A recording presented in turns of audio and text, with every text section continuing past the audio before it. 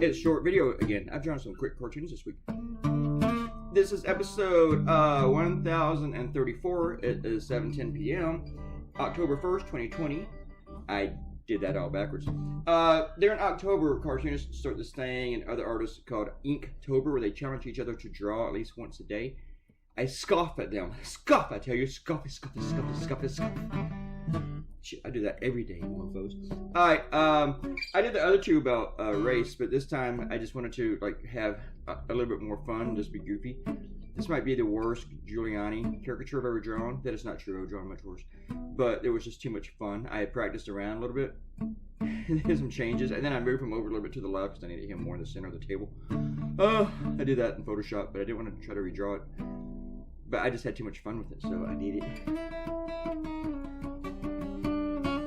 Since we don't have much time, let's go ahead and do the shout-out. Robert Cotino talks about, as what Bob Woodward talks about, Congress has the most power in Washington, most power in the Constitution, and if they can get together, they can ensure election security and do a lot of other stuff. Doesn't matter what the White House does, he's true about that. And it says that the grown-ups need to point out those who are not. Yeah, but we don't have any grown-ups in the Republican Party, though. And I know, and there's some bad Democrats, too. I mean, just immature. Alright, TJ's he's screaming about 190 endorsements for Biden, but he can't name one. Now, I'm going to point something out to you. You're you want Biden to jump to the hoop that Donald Trump put up. Okay, keep that in mind. We don't have to do that when people like you show us a hoop. Then he says, name one time we Trump supporters hurt a community in 2020. And he says the Portland thing with the paintballs was self-defense.